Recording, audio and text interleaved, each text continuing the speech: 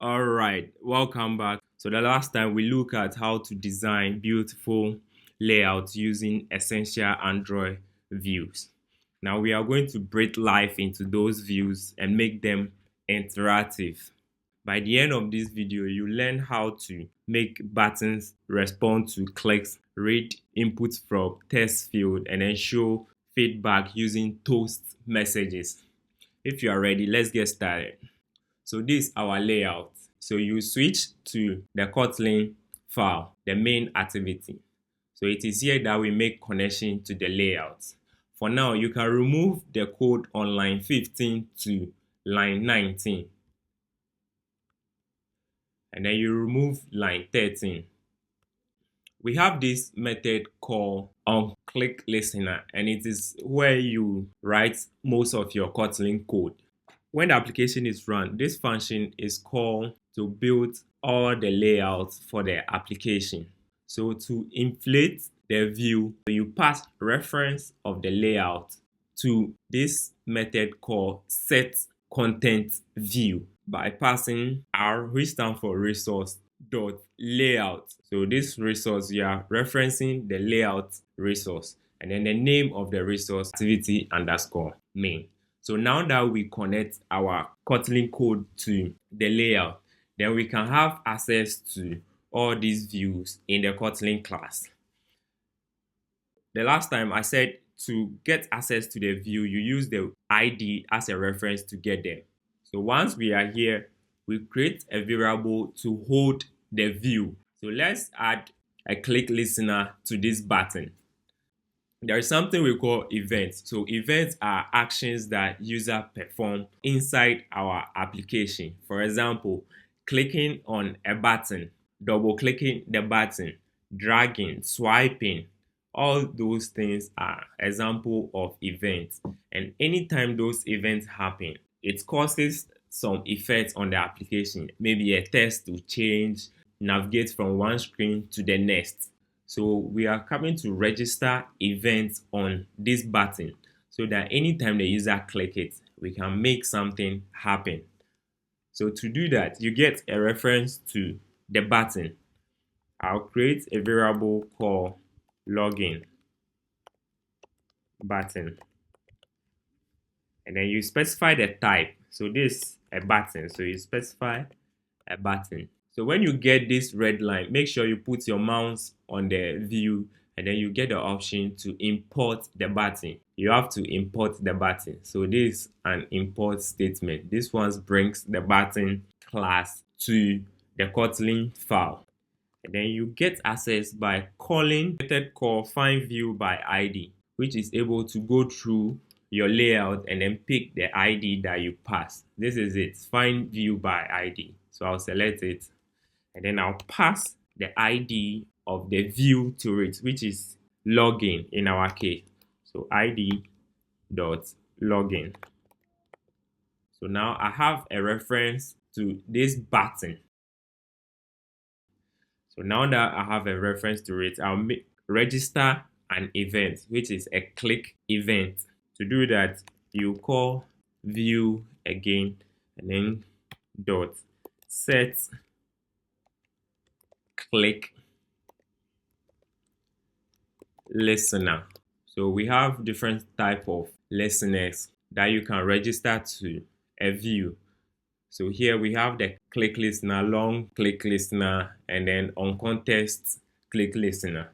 But we are interested in click listener. So you select the one with the curly brackets, the second one from this list.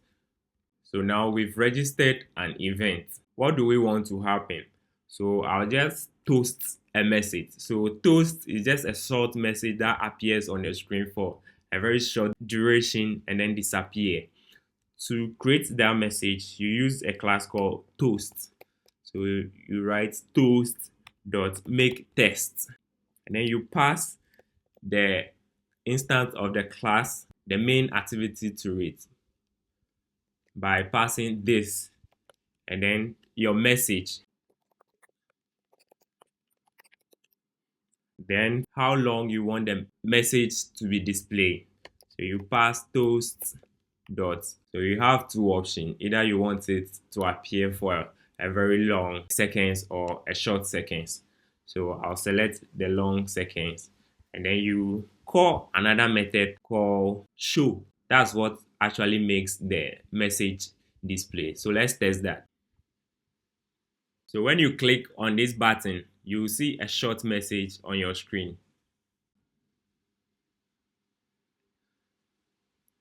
Login button click. So this is a toast message. So if you are able to get this far, congratulations. You've just registered events onto this view, and then when the event happen, you display a short message to the user. But before we continue, you realize that anytime we want to get access to a view from the layout, we have to come and then declare a view, create a variable for that view. So now if we want to access the text input, we have to create another variable to hold the username, another variable to hold the password, another variable to hold the checkbox and all that. If we should get access to all the view, you realize that we have to declare all these variables in order to get access to all the views on this screen. And this is tedious. So Android came with a more convenient way to do this. In order to use that convenience approach, you have to enable that feature in the build file. So when you come here, when you open your file, there's an option called Gradle script. When you come to the second one, build.gradle.kts into bracket model column app. So you open, so we have the plugins block. There's another block called Android. So inside the Android block, you can just collapse, click on the S to collapse these ones.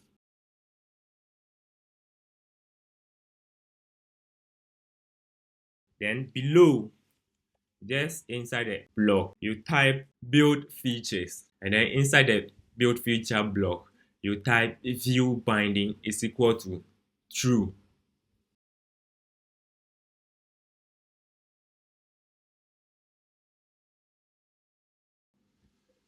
Once you are done with this, click on sync now to sync the project. The view binding, what it does is that it creates a Kotlin class for all the views in this layout. Once you have that class, you can instantiate that class in your Kotlin file and then access views as a property on that class. So let's see how it works. You come to above the set content view method and then declare a variable called binding.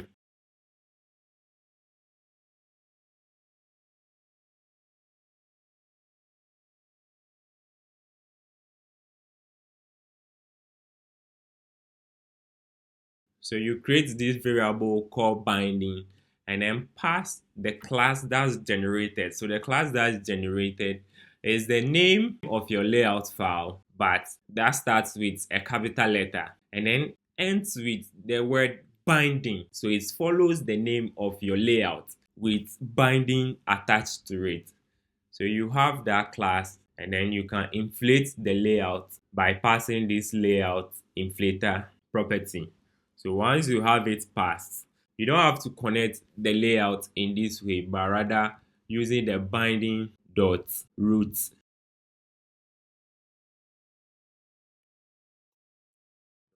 So once you have these two lines set, you don't have to access the view from the layout by creating a new variable using find view by ID. You can directly access the views by calling them on the binding. Let's say we want to read what the user enters into this input field. To read the informations, we have to get access to this input text. And to do that, with our new approach, you use binding dots. Then you have the name, the IDs of all the views in your layout available to you. So we have username and then we have password. So now I can just type binding dot username and then I'll get reference to it. The EditText has a property called test. you call to string method on it.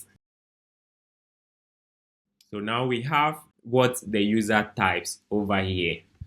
We can assign it to a new variable called username is equal to what we receive from the input. And then I can also get the password the same.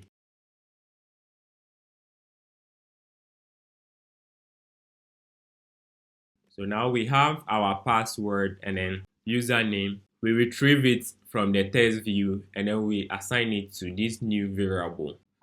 So usually you have to check whether what the user entered is it submitting an empty input field. You have to check that before you submit it to the application. To do that, we use an if statement.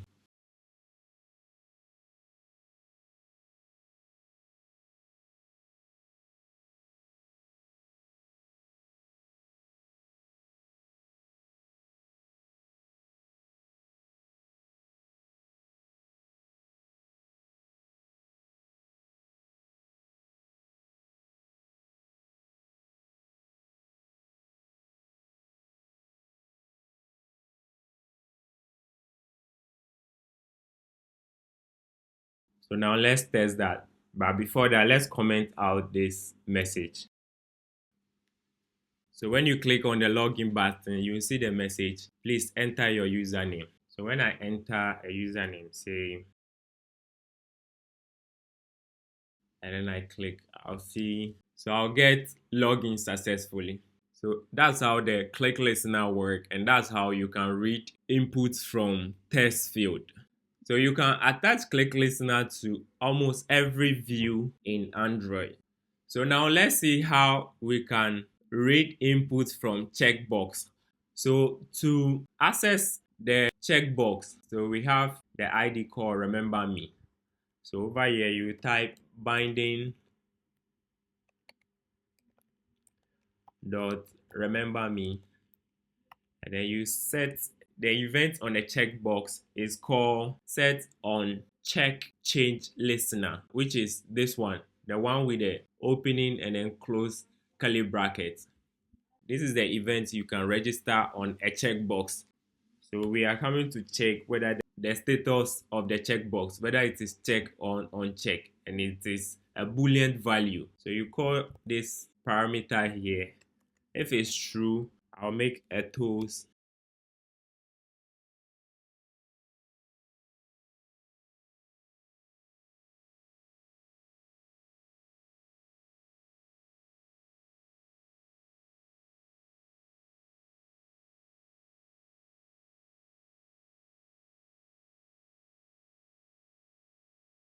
So let's run it and see. So when you click on the checkbox, you get a message. Remember me, enable. And if you disable it, you see remember me, disable.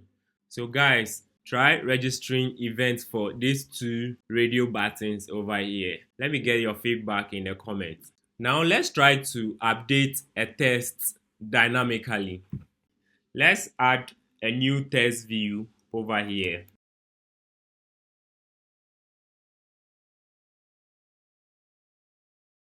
And I'll give it ID.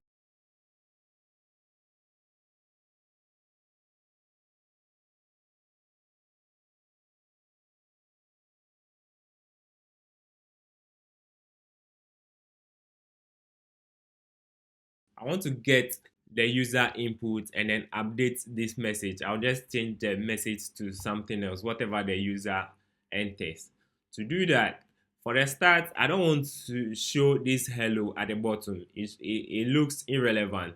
So I'll hide it and then enable it when I get input. So to do that, you set a property called visibility. Then you have these options to make it visible, gone, which make it disappear completely, and then we have invisible. So the invisible, it show the view is there but it's not, the user can't see it, but it takes space just that the user can see it. So I'll take gone, so the view will disappear completely. But when I'm developing, I still want to see that there's a view there.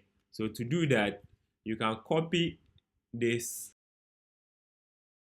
and then paste it. But change the Android to tools. Change the Android to tools and then set the visibility to visible. So when you make it this way, it is only visible whilst you are developing. Let's run it and see. Okay, so you see the view is not showing, but in our development mode, we can see it here. So you use tools column visibility set to visible to see the thing under development, but on production, you set it to gone. So now that we have this text saying hello, we want to update it with the information that the user will enter. So to do that, we already have the user input received, and then will be saved into this variable. So what we'll do is that once the user enters information successfully, we'll update the view with the ID login message. So I'll come here and say binding dot login message, and then set the text property to the user name. So I retrieve the user input, save it to this variable, and I'm assigning it to this view. However, this view is not visible, so we can't see it. So we have to enable it. To enable this view, you call the view again, call login message, and then set visibility. So we'll set the visibility equal to view.visible. So you have two options. Either you make it visible, but remember here it is capital letters. Select visible, or you have gone, and then the last one, which is invisible, which is this. So I'll select visible. Let's try it out. I'll enter some text.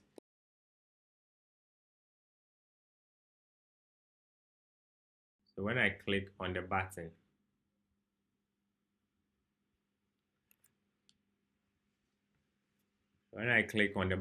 you see the message Maoli. So we've updated this text view dynamically. So I can set it to a different value. If right now I should enter a value like coffee, and then I click on login, you see that say login successfully, but the name, the text view have changed to coffee. I can make it more interesting by saying welcome coffee. So you can say something like this. So you pass the text welcome, and then you use the plus to join them. So you can use the plus to join them, or you can use string interpolation. So I'll select and copy and cut this variable and bring it here and use string interpolation. Then I'll remove the plus. You can also use the plus, it's all right. Let me test it out.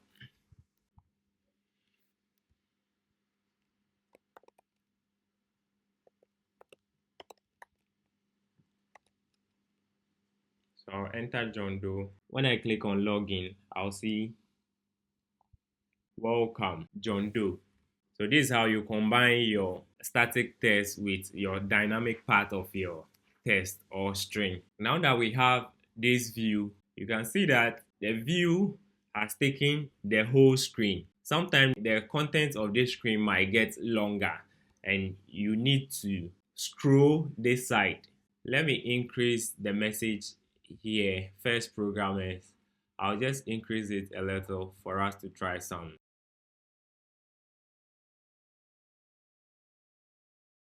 So once it is getting longer, you realize that the rest of our content is hidden below. Let's run it and see. So you realize that our view, the rest of our button and all the checkbox radio button is hidden now. We can't scroll, we can't do anything to get it. And the second issue is when you rotate this screen right now, the view will become extremely small and you have to enable the ability to scroll. So there are two instances where our content becomes so long or you rotate the screen, you have to be able to scroll. So how do you do? We have a view called ScrollView. So when you use that ScrollView, it enables you to scroll the content up and down. So even if your content is longer than the page, you can be able to scroll to view. Secondly, when you rotate your screen, you can also be able to scroll and then view your content. To do that, we have to change this view to scroll view. We have to wrap the entire design in another view group called ScrollView. So you use the ScrollView.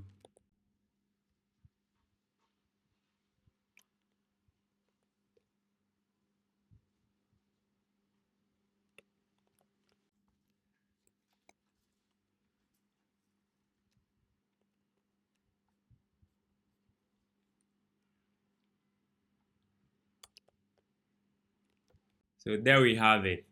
Now our main or the parent view is a view group of ScrollView. Once you have this enabled, if you watch carefully, you see that the scroll bar has been enabled on this side, and even in our design mode, we can be able to scroll to view the rest of the design at the bottom. Let's run it and see. So now we can scroll to view the rest of the content. And when we rotate the screen to, you can scroll in order to access every part of the screen. So we have some yellow warning here. You have to make this one wrap content so that the linear layout does not expand so much to cover the scroll view. So make sure you change it to wrap content. Move your background color and the padding to the scroll view. So now you have your view here. So it scrolls smoothly. So this brings us to the end of this lesson. In the next episode, we'll look at how to create lists and show lists in our application. Make sure you subscribe, make sure you like and share this video. Please support my efforts. See you in the next episode.